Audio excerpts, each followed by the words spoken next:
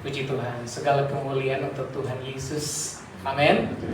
Tuhan berkati Brother Mudi yang mewakili sekian banyak rekan-rekan jemaat, baik yang sudah kembali ke Malaysia, Indonesia, bahkan yang masih tinggal, yang menjadi inspirasi untuk semua orang, termasuk bagi kami, bagi saya pribadi, bagaimana menunjukkan ketekunan dan kesetiaan dalam kepenatan, dalam kelelahan, mencari rezeki di Korea, tetapi tidak pernah sedetik pun melupakan Tuhan. Amin. Ya, ini sangat memberkati kehidupan kita sekalian, dan ini sangat relate dengan bagaimana apa yang kita renungkan dalam beberapa minggu terakhir ini. Bagaimana pengharapan kita terhadap Tuhan, akan kedatangan Tuhan pada kali yang kedua, yang mungkin masih terasa lama, tetapi bagi kita yang percaya, kita yakin bahwa kita yang bekerja, membedakan kita dengan orang dunia, orang yang tidak percaya adalah kita punya tujuan yang pasti. Amin. Kita punya tempat yang disediakan oleh Allah, sehingga satu saat nanti ketika kita menutup mata, bukan hanya rumah yang kita kumpulkan, tetapi kita telah memberi hidup kita untuk membalas kasih karunia Tuhan. Dan dalam keyakinan kita, Tuhan menyediakan sesuatu yang melebihi apa yang kita pikirkan, yaitu sorga yang kekal. Amin. Tuhan memberkati. Dan sebentar kita akan doakan sesudah ibadah.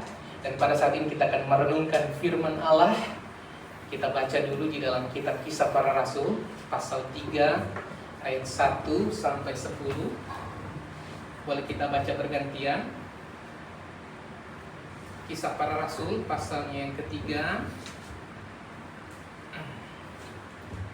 ayat 1 sampai 10 dengan judul Petrus menyembuhkan orang lumpuh. Saya baca ayat 1, mohon kesediaan teman-teman baca ayat 2 dan bergantian. Pada suatu hari menjelang waktu sembahyang, yaitu pukul 3 petang, naiklah Petrus dan Yohanes ke bait Allah. Di situ ada seorang laki-laki yang lumpuh sejak lahirnya, sehingga ia harus diusung. Tiap hari orang itu didatangkan ke pintu gerbang bait Allah yang bernama Berpindah untuk minta sedekah kepada orang yang masuk ke dalam bait Allah. Ketika orang itu melihat bahwa Petrus dan Yohanes hendak masuk ke bait Allah, ia meminta sedekah. Mereka menatap dia dan Petrus berkata, "Lihatlah kepada kami." Lalu orang itu menatap mereka dengan harapan akan mendapat sesuatu dari mereka. Tetapi Petrus berkata, "Emas dan perak tidak ada padaku, tetapi apa yang kupunya kuberikan padamu. Demi nama Yesus Kristus, orang Nazaret itu, berjalanlah." Lalu ia memegang tangan kanan orang itu dan membantu dia berdiri. Seketika itu juga kuatlah kaki dan mata kaki orang itu. Ia bergegas berdiri lalu berjalan kian kemari dan mengikuti mereka ke dalam bait Allah, berjalan dan melompat-lompat serta memuji Allah. Seluruh rakyat itu melihat dia berjalan sambil memuji Allah. Lalu mereka mengenalnya sebagai orang yang biasanya duduk meminta sedekah di gerbang indah bait Allah, sehingga mereka takjub dan tercengang tentang apa yang telah terjadi padanya. Puji Tuhan. Amin. Luar biasa perkataan yang penuh kuasa daripada Petrus. Ketika orang lumpuh ini melihat Petrus dan Yohanes dengan harapan mendapatkan sedekah uang, keping logam mungkin yang sangat berarti bagi dia meskipun kecil. Tetapi ternyata apa yang diberikan oleh Petrus, dia katakan, emas dan perak tidak ada padaku, tetapi apa yang kupunya, apa yang dia miliki, dia berikan kepada orang lumpuh ini. Bukan emas dan perak, tetapi demi nama Yesus Kristus, orang Nazaret itu, berjalanlah. Maka seketika itu juga kuatlah kaki dan mata kaki orang lumpuh, dan dia berjalan mengalami mujizat yang lebih daripada hidup yang dia impikan selama ini.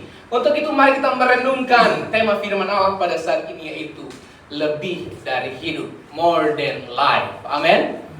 Kalau kita melihat sejenak bagaimana Petrus, Yohanes, khususnya Petrus, siapa yang tidak tahu Petrus sebelumnya? Waktu Yesus masih ada bersama-sama dengan mereka, dia adalah seorang yang sangat berani. Kadangkala ya langsung ngomong ya. Tetapi dia pernah melakukan kesalahan yang besar. Pernah menyangkal Kristus sebanyak 3 kali. Artinya para murid tidak terlepas daripada kekurangan dan masa lalu yang kelam. Termasuk Petrus. Pernah menyangkal Tuhan Yesus. Tapi kita melihat ketika mereka menyaksikan kematian dan kebangkitan Yesus, dan sebelum Yesus naik ke sorga, seperti yang telah disampaikan oleh minggu lalu dalam firman Tuhan oleh Pak Penatua, yaitu mereka diminta untuk menunggu di Yerusalem, dan kemudian selanjutnya apa yang Tuhan janjikan. Tunggu di Yerusalem, tetapi kamu akan menerima kuasa kalau Roh Kudus itu turun ke atas kamu, dan kamu akan menjadi saksiku. Yang Tuhan janjikan, mereka akan menerima kuasa. Dan kuasa inilah yang dimiliki oleh Petrus, Yohanes, dan kawan-kawan, yaitu kuasa Roh Kudus. Sehingga dulunya mereka kosong. Mereka tidak punya apa-apa, hanya nelayan biasa, murid biasa. Tapi ketika mereka menerima Tuhan, menerima kuasa Roh Kudus, kuasa yang kalau saya baca itu merujuk kepada kekuatan yang melebihi daripada sekedar potensi, talenta. Kekuatan, energi yang Tuhan berikan, kekuatan untuk menjadi saksi dan menjadi berkat bagi banyak orang. Amin. Saudara rindu menjadi berkat bagi banyak orang? Ya, teman-teman para pelayan termasuk Brother Moody yang bersaksi tadi pernah memberikan kesaksian bagaimana dulu beliau pernah mengalami masa kelam, titik terendah. Tetapi justru di lokasi titik terendah itu dia berjumpa dengan Tuhan, dan dia mau membaca firman Tuhan tiap hari. Dan inilah hasilnya saat ini. Dia dari dulu seorang yang melakukan banyak kesalahan besar, tapi dia sekarang menjadi saksi Tuhan, menjadi orang yang bisa menjadi inspirasi bagi banyak orang. Petrus dan Yohanes dulu mereka tidak punya apa-apa, sama seperti kita. Tapi ketika mereka berjumpa dengan Tuhan, maka kuasa itulah yang membedakan dia dengan orang yang lain. Mengapa? Karena bagian yang pertama yang akan kita renungkan dalam firman Allah ini adalah tujuan Tuhan itu lebih daripada sekedar engkau, Anda, saya dan saudara bertahan hidup di dunia ini. Amin. Banyak orang yang mungkin berpikir cukup biasa-biasa saja. Cukup makan, cukup berpakaian, cukup bekerja. Ya, itu juga tidak salah. Itu adalah bagian daripada ungkapan syukur. Tetapi yang Tuhan kehendaki di dalam kehidupan kita adalah lebih daripada kita merasa bahwa apa yang sudah kita miliki itu sudah seperti itu saja. Tuhan mau agar supaya kita terlibat lebih lagi bersama dengan Tuhan. Mungkin hidup lama itu terasa normal ya, tetapi sebenarnya Tuhan mau kita lebih lagi. Coba kita bayangkan orang yang lumpuh itu, dia lumpuh sejak lahir. Berarti dia belum pernah berjalan. Dan setiap hari dia tidak pernah merasakan apa itu berjalan. Dia hanya duduk di antara orang dan sambil berharap belas kasihan daripada banyak orang. Ya. Dan dia tidak pernah tahu bahwa ternyata perjumpaan dia dengan Petrus dan kawan-kawannya itu, yaitu Yohanes ya, Petrus dan Yohanes ternyata membawa awal permulaan hidup yang baru di dalam kehidupannya. Hidup lamanya yang dulunya tidak bisa berjalan, akhirnya Tuhan ubahkan. Di dalam ayat yang kedua kan dikatakan ada seorang yang lumpuh sejak lahir. Setiap hari ia diletakkan di dekat pintu gerbang Bait Allah. Artinya dia mungkin ada kerinduan untuk masuk beribadah, tetapi itulah keadaan culture masa itu ya. Tidak bisa sembarangan untuk masuk di Bait Allah. Itu sebabnya kita bersyukur saat ini ketika kita bisa beribadah, ini adalah anugerah Tuhan. Amin. Ya. Pria yang lumpuh ini sebenarnya kalau kita lihat, dia tidak sementara dalam keadaan memberontak terhadap Tuhan. Biasa-biasa saja, dia pikir cukup minta uang, dia bisa makan. Dia tidak sedang berbuat kejahatan dan berbuat kesalahan kepada orang lain. Tetapi pria yang lumpuh ini, dia cuma hidup dalam kondisi yang membuatnya stagnan, diam, dan pasrah dengan keadaan hidupnya. Banyak mungkin dari kita yang mengalami seperti ini. Mungkin kita bukan dalam kondisi melakukan kesalahan yang besar, tetapi di dalam ketidakberdayaan kita yang tersembunyi ini, kita beriman kadangkala tetapi tidak mau bergerak. Kadangkala kita percaya kepada Tuhan, akan kuasa Tuhan, tetapi kita sulit untuk bertumbuh, kita sulit untuk maju. Dan kita hidup di dalam pola yang lama, yang kita anggap normal. Yaitu mungkin kita berkata, itu bukan rencana Tuhan. Tapi Tuhan menciptakan saya dan saudara bukan cuma sekedar bertahan hidup ada di depan gerbang bait Allah. Karena kalau kita baca di ayat selanjutnya, ketika orang lumpuh ini mengalami kesembuhan, apa yang terjadi? Dia bangkit, bersorak-sorai, memuliakan Allah dan ikut masuk ke dalam bait Allah. Bapak, Ibu, brother, sister yang diberkati Tuhan, Tuhan mau kita jangan cuma duduk di luar sana, jangan cuma tinggal di luar sana, di luar bait Allah. Tetapi Tuhan mau supaya kita masuk di dalam bait Tuhan, masuk di dalam persekutuan, masuk di dalam komunitas yang hidup, dan disinilah kita saling menguatkan satu dengan yang lain. Amin. Kita saling support satu yang dengan yang lain, saling mendoakan, karena kita semua adalah keluarga dalam Tuhan. Dan bukan cuma itu, Tuhan mau kita boleh melayani Dia. Melayani Tuhan bukan cuma tugas para pelayan pendeta, tetapi kita adalah anak-anak Tuhan yang Tuhan pilih untuk melayani Dia. Amin. Puji Tuhan. Bagian berikutnya di sini adalah poin yang kedua. Pemberian Tuhan itu tidak pernah receh, bahasa kami di Indonesia, alias tidak pernah cuman asal jadi. Bisa dipahami ya? Tuhan kalau memberi sesuatu bukan recehan, bukan cuma asal jadi, tapi Dia adalah Allah yang tahu memberi yang terbaik untuk saya dan saudara. Amin. Puji Tuhan. Ini kan ketika orang lumpuh ini lihat Petrus dan Yohanes, harapannya cuma seadanya. Kiranya Petrus memberi 1 keping, 2 keping mungkin ya, uang. Tetapi yang Tuhan beri melalui Petrus melebihi emas, melebihi perak, melebihi uang. Karena dalam ayat yang ke-6 Petrus berkata kembali, emas dan perak tidak ada padaku ya. Tetapi apa yang kupunya kuberikan kepadamu demi nama Yesus Kristus, demi nama Tuhan Yesus Kristus, berjalan. Yang Petrus beri bukan namanya, bukan nama Petrus, bukan jabatannya, tetapi nama Yesus. Amin. Karena di balik nama Yesus itu ada kuasa kesembuhan, ada kekuatan, bahkan ada mujizat yang sanggup untuk memulihkan hidup saya dan saudara. Amin. Ya. Mungkin pria lumpuh ini dia minta uang itu praktis, langsung, supaya sebentar dia bisa makan. Tapi Tuhan melihat bukan cuma kita sekedar bisa makan, tapi melampaui itu agar supaya kita bisa menjadi berkat untuk orang lain. Terkadang kita datang kepada Tuhan dengan mungkin doa-doa kecil ya. Tuhan, cukupkanlah kebutuhan. Itu benar. Tapi Tuhan rindu bukan cuma lebih daripada Tuhan mencukupkan kebutuhan kita. Dia mau mengubahkan hidup kita sepenuhnya. Ya. Minggu lalu kita belajar, Tuhan rindu supaya tujuan kita itu ada di bawah tujuannya Tuhan. Puji Tuhan. Dan apa yang terjadi?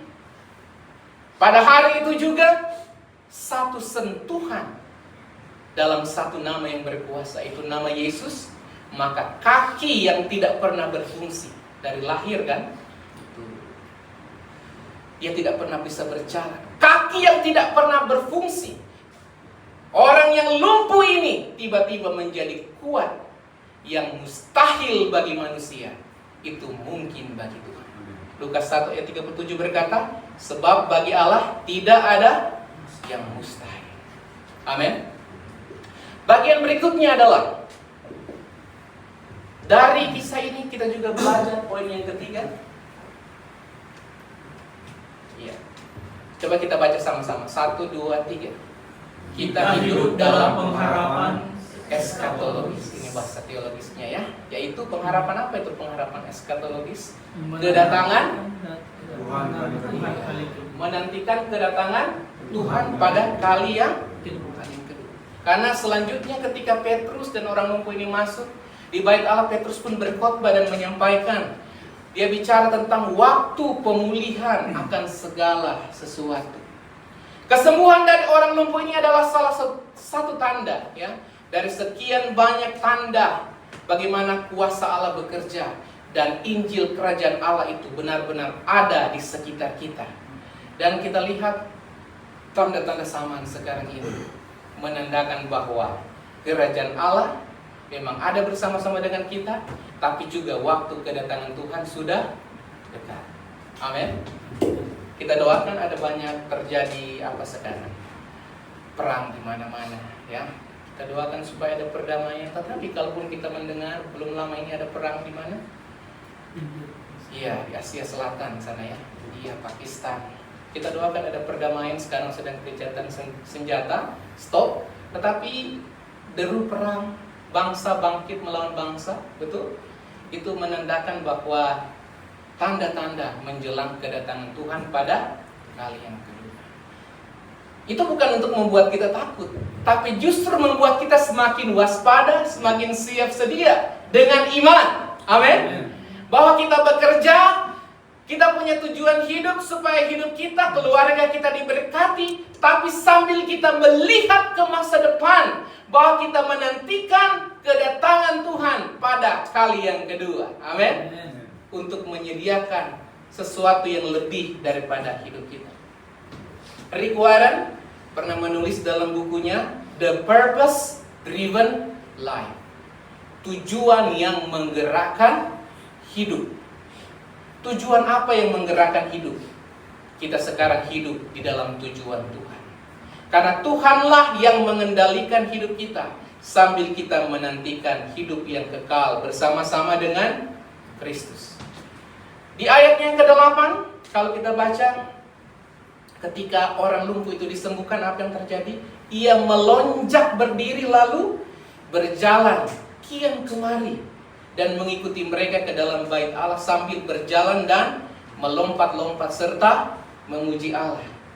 Perubahan yang Tuhan beri bukan cuma di tubuh orang lumpuh itu, bukan cuma kakinya yang sembuh, tapi apa yang kita lihat, jiwanya pun disembuhkan, dipulihkan oleh Tuhan. Semangatnya kembali dibangkitkan oleh Tuhan, dan hatinya kembali dihidupkan oleh Allah. Sehingga pada saat itu juga dia memiliki tujuan dan arah hidup yang baru. Selama ini orang lumpuh ini cuma duduk di luar gerbang. Dia mungkin tidak pernah merasakan apa itu hadirat Allah, beribadah bersama-sama dengan Tuhan.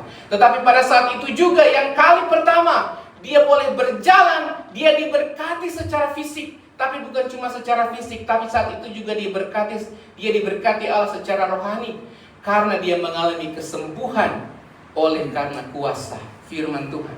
Pemulihan sejati itu bukan cuma soal kita diberkati dengan berkat jasmani, tetapi itu juga berbicara tentang perubahan sikap hati kita. Dari dulunya yang mungkin marahnya level 100, mulai turun jadi 80, jadi 70, kadang naik 75 lagi. Tetapi kalau dia mulai turun, itu tandanya ada perubahan di dalam hidup kita. Amin. Dari dulu semangat kita ya, mungkin kalau mau bangun, mau bekerja, setiap kali ingat hari Senin, maka sepertinya terasa capek. Betul? Besok hari Senin. Tetapi sekarang kita ada di hari Minggu, kita selalu mengingat bahwa meskipun besok hari pertama lagi kita akan bekerja dan berjuang, tetapi selalu ada Tuhan yang menggantikan duka cita kita menjadi sukacita. Amin. Ya. Sehingga kita akan tetap semangat untuk bekerja, bukan untuk diri kita saja, tetapi untuk keluarga kita itu tandanya orang yang telah dipulihkan oleh Tuhan. Amin. Bagian berikutnya adalah berkat dan mujizat yang kita alami, yang Anda terima bukan milikmu saja, tetapi itu apa? Sebagai alat untuk menyatakan kebesaran Tuhan dan untuk memuliakan Tuhan. Pria yang lumpuh ini, dia bukan cuman diberkati secara pribadi, dan bahkan dia tidak perlu kata-kata yang panjang seperti saya. Cukup ketika dia disembuhkan, dia langsung berlari dan memuji Allah. Hidupnya adalah kesaksian yang paling utama di dalam diri. Amin. Hidup kita adalah kesaksian paling utama daripada sekedar kata-kata. Sehingga kalau hidup kita boleh terus menjadi berkat untuk orang lain, itu tandanya bahwa kita hidup, kita diberkati, kita menjadi pemenang, bukan cuma untuk hidup kita, tetapi juga untuk orang lain. Ya, kesembuhan, pemulihan dan berkat Tuhan itu bukan hanya untukmu, tetapi Tuhan mau memakai kisah hidupmu, cerita hidupmu, pemulihan hidupmu, berkat yang engkau alami, supaya engkau dapat menarik orang lain untuk datang kepada kasih Tuhan yang ajaib. Amin. Saya kemarin membaca ada artikel yang membahas tentang William Carey, seorang misionari yang terkenal, yang dari dirinya sehingga ada banyak terjemahan Alkitab. Alkitab ini dulu tidak sembarangan diterjemahkan ya, tetapi dari dirinya, dari William Carey ini, sehingga bisa muncul kemudian banyak terjemahan Alkitab. Waktu itu dia melayani di India dalam bahasa Inggris dan dalam berbagai bahasa, dan dikirimkan ke berbagai banyak orang dan bisa memberkati banyak orang di seluruh dunia pada waktu itu. William Carey ini adalah bukan seorang yang sudah luar biasa dari awalnya. Dia ini adalah seorang yang, ada artikel yang menuliskan itu, bahkan kalau tidak salah pekerjaannya itu cuma sebagai tukang sepatu di Inggris. Tukang sepatu yang sederhana. Tetapi ketika dia melihat bagaimana Tuhan memberi hidupnya suatu visi untuk memenangkan jiwa, bahkan dia pernah ditantang oleh orang yang lebih senior, bahwa kamu tidak perlu pergi keluar dari Inggris untuk memenangkan jiwa di seluruh dunia. Tuhan sendiri akan memenangkan jiwa. Waktu itu dia berpikir bahwa perkataan itu mungkin terlalu keras, melemahkan semangatnya. Tapi justru semakin orang melemahkan semangatnya untuk menginjil, untuk bersaksi, dia semakin semangat untuk meninggalkan pekerjaannya pada waktu itu, dan bersama dengan keluarganya dia pergi ke India dan boleh memberkati banyak orang di sana. William Carey dari seorang yang biasa menjadi luar biasa. Petrus dari seorang nelayan yang biasa, hidupnya sederhana, tapi Tuhan boleh ubahkan dirinya, sehingga melalui Petrus dia bisa menyembuhkan orang yang lumpuh. Dia berkhotbah dan ada banyak orang, ribuan orang yang bertobat, dan dia menjadi salah satu soko guru gereja pada waktu itu. Orang yang sederhana, dulunya mungkin hina, dulunya tidak terpandang, tetapi ketika dia berjumpa dengan Tuhan dan kuasa Roh Allah bekerja dalam hidupnya, maka dia diangkat dan dimuliakan oleh Tuhan dan menjadi berkat dan inspirasi untuk banyak orang. Pertanyaannya itu kembali kepada kita saat ini. Mungkin kita merasa kita biasa-biasa saja, tapi justru Allah bergerak di dalam kesederhanaan yang engkau miliki. Amin. Tuhan bergerak dengan segala kesederhanaan kita, tetapi dengan ketulusan hati kita untuk melayani Dia. Mungkin hari ini kita tidak tahu, ada yang mungkin sementara dalam tanda petik lumpuh. Tidak lumpuh, tidak secara fisik kita masih bisa berjalan, tetapi secara rohani jiwanya mulai letih. Ada yang mulai merasakan itu saat ini. Sudah lama Pak Pendeta, itu sudah dari 2 tahun yang lalu. Tapi sampai saat ini kalau saya lihat kita masih bisa ada. Yang memberikan kekuatan bukan pendeta, tetapi itu adalah Tuhan. Amin. Apalagi kalau saya lihat teman-teman yang sudah lebih dari 5 tahun di sini. Ada yang sudah lebih dari 5 tahun? Iya, senyum-senyum ya, brother. 5-6 tahun itu luar biasa. Teman-teman yang ada saat ini, ya, kecuali yang sudah akan kembali, kita akan doakan. Yang ada saat ini, kita akan selalu bersemangat sampai kapanpun Tuhan berikan waktu itu kita bekerja di Korea Selatan ini. Amin. 5 tahun itu berasa lama atau? Bukan cuma 5 tahun ya, brother. Kayaknya 8. Ya. Brother Andreas 2 tahun. Sudah ada 5, 6, 7, 8 ya.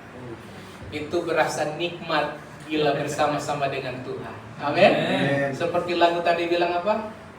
Telah lama ku cari-cari. Dan kita akan bilang, Tuhan memang sudah lama ini. Tetapi Tuhan berikan semangat, menggantikan duka cita menjadi sukacita. Mungkin saat ini ya, ada memang begitulah. Kadang hati kita terasa semangat, kadang mungkin iman kita terasa mulai dingin. Tetapi kalaupun kita mulai merasa dingin, mulai merasa lelah, jangan pernah meninggalkan persekutuan dengan Tuhan. Amin. Ya. Karena Tuhan rindu supaya kita tetap tinggal bersama-sama dengan Dia. Ya. Seperti pria yang lumpuh itu, harapannya sudah seolah-olah mati. Tetapi Tuhan memanggil dan memberikan hidup yang baru di dalam kehidupannya. Sehingga dia dikuatkan oleh Tuhan. Untuk lebih dikuatkan, boleh slide terakhir. Ya. Boleh ini mungkin boleh menjadi salah satu moto penyemangat kita untuk tetap melayani Tuhan di ICM Song. Ini moto ICM Song. ICM Song. Yang pertama, coba kita baca 2, 3. Berjalan dalam iman. Yang kedua, dalam harapan dan melayani dengan kasih. Ada di 1 Korintus 13 ayat 13. Boleh kita baca sama-sama? 1, 2, 3. Berjalan dalam iman, bertekun dalam pengharapan, melayani dengan kasih. Sekali lagi kita perkatakan dengan iman, supaya besok kita semakin semangat bekerja. Moto AICM Song 2, 3. Berjalan dalam iman, bertekun dalam pengharapan,